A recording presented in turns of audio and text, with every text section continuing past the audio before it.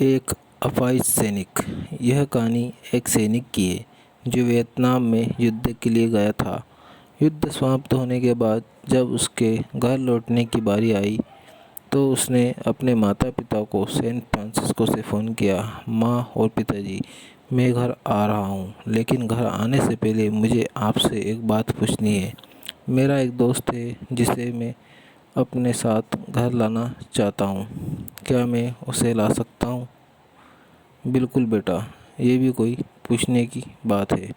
हमें तुम्हारे दोस्त से मिलकर बहुत खुशी होगी, माता पिता ने जवाब दिया। लेकिन पहले एक बात आप लोग जान लें, सैनिक बोलता गया। युद्ध में वह बुरी तरह घायल हो गया है। उसने एक बारूदी सुरंग पर पैर रख दिया था और उसमें उसने अपना एक हाथ और पैर गंवा दिया है। उसके पास कोई जगह नहीं है जहां वो जा सके, इसलिए मैं उसे अपने साथ रहने के लिए लाना चाहता हूँ। उसकी यह बात सुनकर उसकी माँ बोली, बेटा, तुम्हारे दोस्त के बारे में जानकर हमें बहुत दुख हुआ। हो सकता है हम उसके रहने के लिए कोई जगह तलाश कर सकें।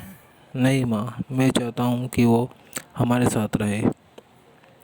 लेकिन बेटा, अब पिता ने कहा, तुम समझ नहीं रहे हो कि तुम क्या चाह रहे हो। इस तरह का अपाहिज व्यक्ति हमारे लिए कितना बड़ा बोझ होगा। हमारी अपनी ज़िंदगी है जीने के लिए और हम नहीं चाहते कि इस तरह की कोई भी परिस्थिति हमारी ज़िंदगी में दखल दे। मेरे हिसाब से तुम्हें अकेले घर आना चाहिए और अपने दोस्तों को वहीं छोड़ देना चाहिए।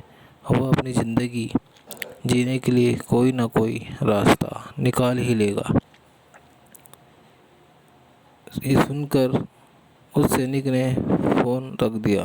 कुछ दिनों बाद उसके माता पिता को सैन फ्रांसिस्को पुलिस से एक संदेश मिला जिसमें उसने बताया कि उनके बेटी की एक बिल्डिंग से गिरकर मौत हो गई है। पुलिस के हिसाब से ये एक सुसाइड केस था। दुखी माता पिता ने तुरंत ही सैन फ्रांसिस्को के लिए फ़्लाइट बुक कराई और वहां पहुंच गए। वहां उन्हें शहर के मुर्दाघर ले जाया गया ताकि वे अपने बेटे की पहचान कर सकें। उन्होंने उसकी पहचान कर ली, किंतु ये देखकर उनकी कँपकँपी छूट गई कि उनके बेटे का बस एक हाथ और एक पैर था।